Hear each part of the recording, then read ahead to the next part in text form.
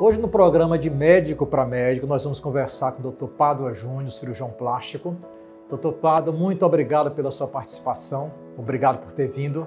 Eu que agradeço enormemente o convite, é um prazer para mim estar falando aqui com o senhor, inclusive sobre cirurgia plástica. Para a gente começar nosso bate-papo, Dr. Pádua, na sua concepção, quem é Dr. Pádua Júnior? O Pádua Júnior hoje é um cara que está sempre buscando aprender a cada dia evoluir, ser melhor e fornecer o melhor para todos, não só o paciente, como familiares, amigos, pessoas próximas.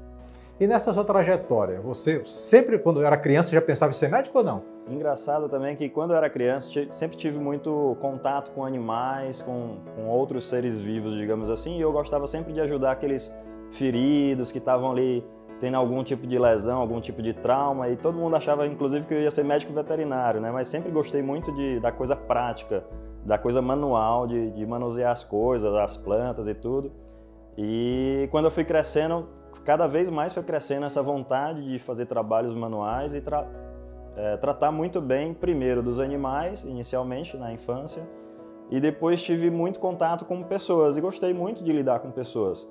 Eu tinha uma capacidade, eu tenho, na verdade, essa capacidade de adaptação e saber lidar com vários tipos de personalidades distintas. Então, o caminho foi meio que natural mesmo, sendo criado ao longo da infância e adolescência.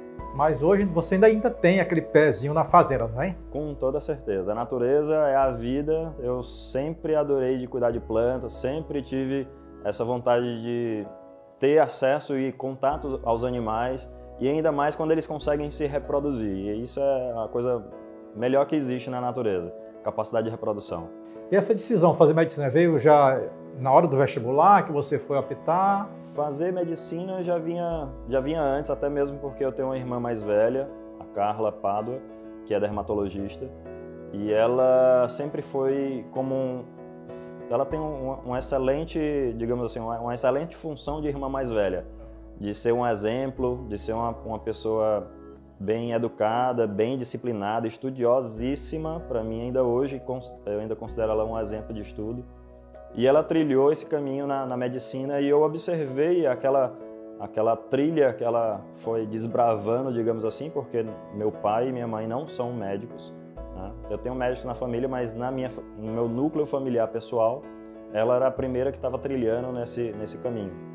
E eu vi aquilo como um exemplo muito bem sucedido dela, e aliei essa parte prática que eu tinha, essa capacidade boa de lidar com vários tipos de personalidades de pessoas distintas, com essa trilha que ela estava fazendo, e me espelhei e vi aquilo com muito louvor, digamos assim, e fui também no mesmo rumo.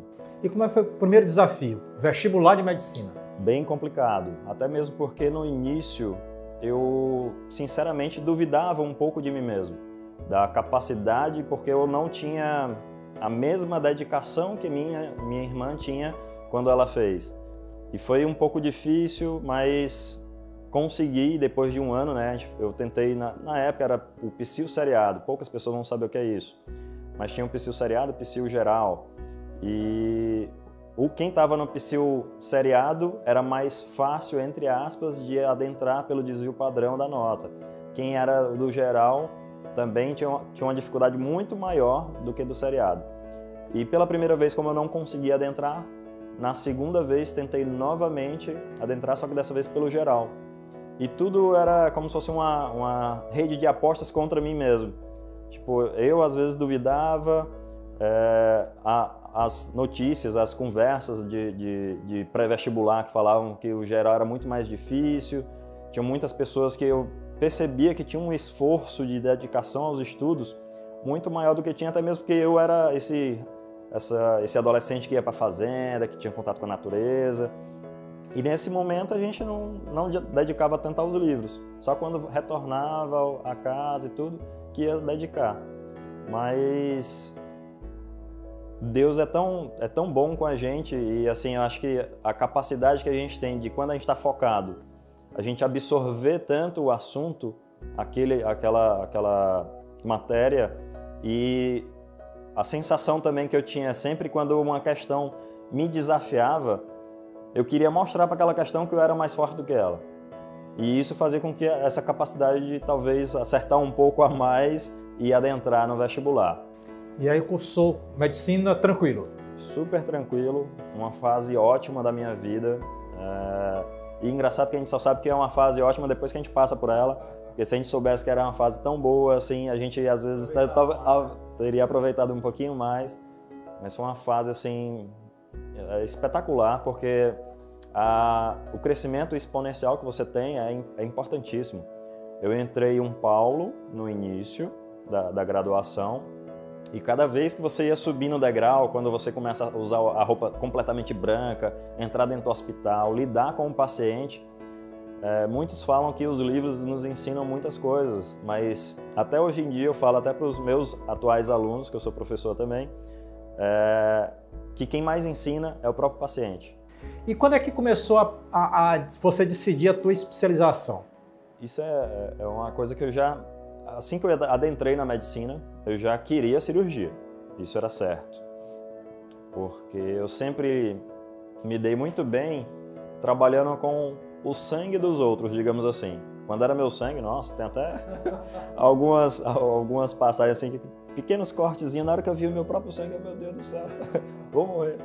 Mas com o sangue dos outros eu tinha uma capacidade tamanha de tranquilidade, de ver e não me importar, não é que importar, não me sensibilizar tanto assim, e tentar cuidar, tentar fazer com que aquilo parasse logo, estancasse logo, resolvesse logo. Então, eu sabia que eu queria fazer cirurgia geral.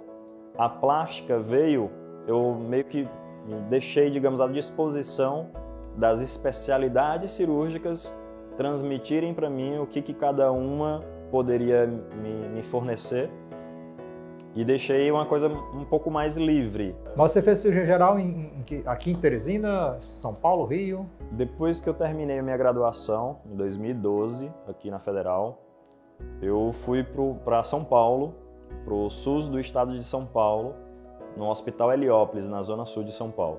E a sensação no final? Você chega lá o paciente, entendeu? Você consegue literalmente salvar o paciente.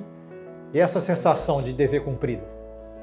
Não tem preço mesmo. Ainda hoje eu tenho alguns exemplos, né, tanto de sucesso como de, infelizmente, insucesso na parte da urgência e emergência do trauma, que fizeram também com que eu crescesse humanamente falando. Porque o médico não é apenas aquele que tem a técnica, que sabe fazer, sabe resolver, mas de nada isso serve se você não tem empatia, se você não se coloca no lugar do paciente ou às vezes do familiar, da mulher do paciente, do filho do paciente, que está ali acompanhando. Nesse processo da residência de cirurgia geral, Dr. Paulo, qual foi o momento que você me falou que tinha muitas subespecialidades que você via, umas você já excluiu, né? Sim. Qual foi o momento que você bateu o martelo? É a cirurgia plástica? A cirurgia plástica me encantou muito por incrível que pareça, pela parte reparadora, né? A parte reparadora da cirurgia plástica, eu sempre observava também uma coisa que eu fazia muito na minha infância, como um quebra-cabeça. E a possibilidade de você conseguir montar o quebra-cabeça sendo um quebra-cabeça, digamos, de um modo mais difícil, só que se você parar para observar o quebra-cabeça humano, você teria algumas peças que poderiam ser colocadas em outros locais, em outras posições, mimetizando mesmo a mesma função. Então essa capacidade de você ter, não digo o poder, mas o know-how, o conhecimento de qual peça cabe em qual local, falando mais dos retalhos e enxertos, né? Essa capacidade de você cobrir uma área com uma outra área da perna, do braço e rodar para o pescoço, para o rosto. E isso me abriu assim aquela possibilidade como se fosse assim, uma capacidade sem tamanho. E isso me atraiu bastante, né? Essa possibilidade de você resolver problemas num paciente que são poucos os que têm esse conhecimento. Isso dá até a confiança ao cirurgião, no caso oncologista, de fazer um tratamento mais eficaz, mais eficiente, porque ele confia no cirurgião plástico, ele sabe que ele pode ampliar mais a sua área de trabalho, porque ele sabe que o cirurgião plástico tem capacidade de fechar aquela área que ele deixa. Então, realmente, a gente trabalha muito nessa parceria. E quando terminou, aí você terminou a residência de cirurgia plástica e como é que foi? Aí veio uma hora que a gente não está tão preparado, eu digo não de conhecimento e não fisicamente, eu digo mais psicologicamente. Porque a gente, ao longo de toda essa carreira, graduação, residência cirurgia geral e depois plástica, a gente é trilhado para aqui é o conhecimento, você tem isso, aqui estão os nossos pacientes e tudo, mas agora você está no mercado do trabalho. Você tem que mostrar para as pessoas que você sabe realizar aqueles procedimentos e adquirir a confiança, a empatia das pessoas para que consigam fazer o procedimento com você, e a gente não tem esse ensinamento, digamos assim, de mercado de trabalho. A gente sabe fazer uma cirurgia, sabe tratar o paciente, mas como atrair o paciente à sua clínica? Eu vou botar uma placa, vou lá para o sinal e dizer assim, sou o cirurgião Dr. Paulo, venham operar comigo. Como fazer isso? Como atrair esse paciente para a sua clínica? E isso é bem desafiador, é bem diferente de tudo que você vem trilhando ao longo do caminho para se formar e fazer a cirurgia plástica. Mas assim que a gente acaba, primeiro, a gente tem que fazer a prova de título, né, da sociedade. É uma honra, inclusive, fazer parte da sociedade e poder dizer que todo aquele caminho realmente foi comprovado com essa prova de título, com um título de especialista em cirurgia plástica. E após isso, eu decidi, digamos, como até uma intenção de cada vez mais aprender e talvez também esse próximo título que teria, tentar abrir um pouco mais as portas no mercado de trabalho, visto a quantidade de profissionais muito bem capacitados aqui, de fazer o que a gente chama de Fellow, né? Que o Fellow são as subespecializações dentro da cirurgia plástica, né? E eu decidi fazer esses Fellows logo depois, sair já para fazer essas subespecializações, para depois já na programação de retornar à terra natal. E como é que foi você deixar tudo isso, entendeu? Passar a régua, voltar para Teresina e começar tudo outra vez? Bem complicado isso, porque acabei a minha formação, cirurgia plástica, fiz duas subespecializações na plástica. E ao longo todo esse trajeto, quando você está em um território, em uma região, você acaba se inserindo, tendo, digamos, amigos, tendo pessoas que lhe indiquem, né? E ao mesmo tempo, se você está naquele local já bem estabelecido, operando já a sua clientela, você já tem a rede de clientelas que também estão lhe indicando, você está tendo uma renda financeira já bem estabelecida, que está super tranquilo da parte financeira, você abdicar disso, sair dessa parte e retornar à terra natal onde você está afastado há muito tempo.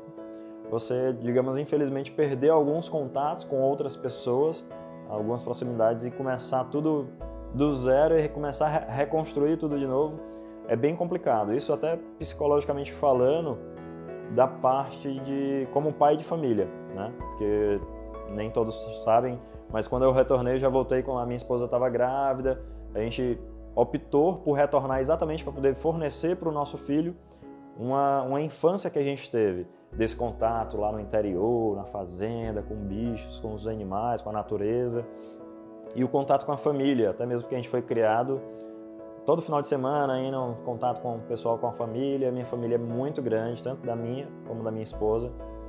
Nós somos, se juntar todas as famílias, as duas famílias, dá mais de 200 pessoas, de primos, tios e todo mundo. E todo mês tem vários aniversários, várias interações sociais, isso é muito importante. Uma coisa que a gente não tinha em São Paulo. Em São Paulo seria apenas eu, ela, o nosso filho e poucos amigos, que a gente tinha assim mais próximos. Parentes lá a gente não tem fixo, né? Os nossos parentes, 99% está aqui. Então a gente já tendo essa visão do futuro, a gente não é melhor para a gente, mesmo que a gente passe um aperto, mas voltar, reconstruir tudo do zero e fornecer tudo de melhor que a gente tem para o nosso filho, estando em volta de todo mundo.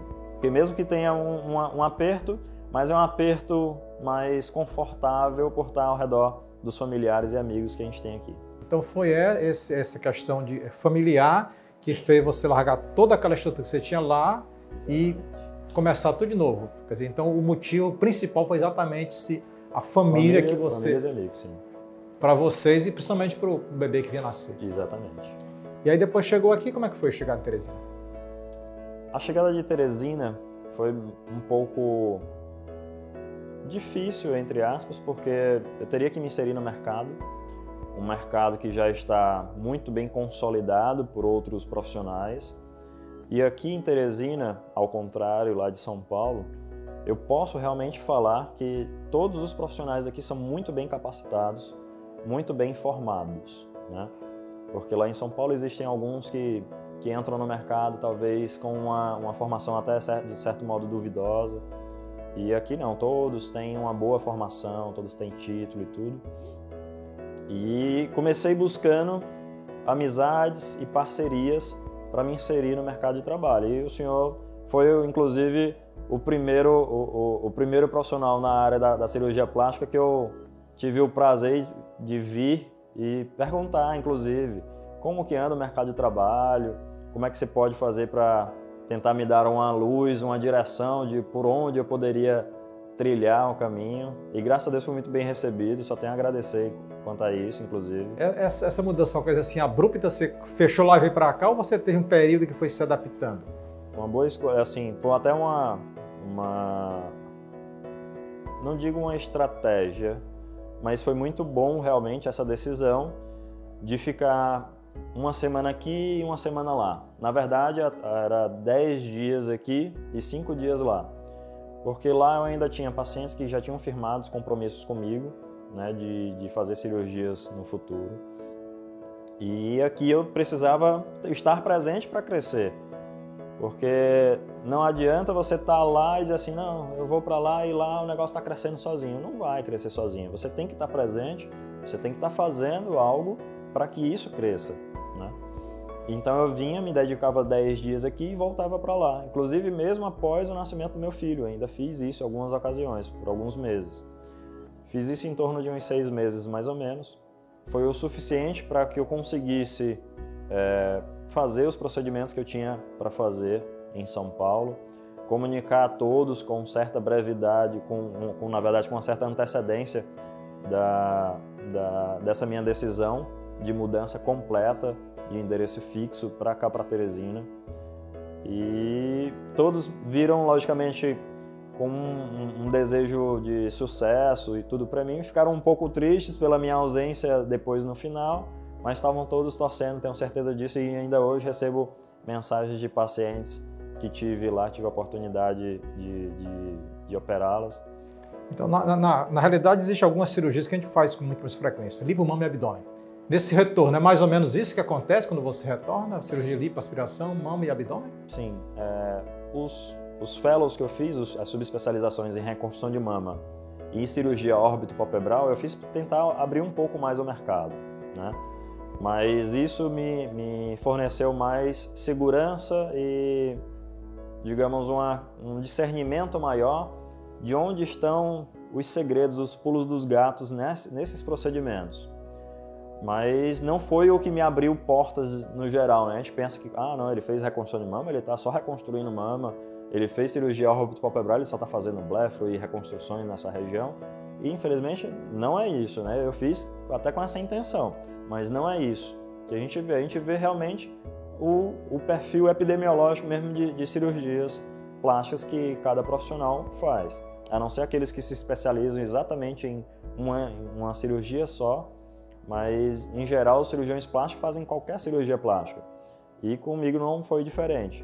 Então, o que veio a aparecer mais, o que é mais comum, lipoabdômen, né, que é lipoaspiração ou lipoescultura, que é quando você joga a enxertia em outros locais, mais comum é no glúteo.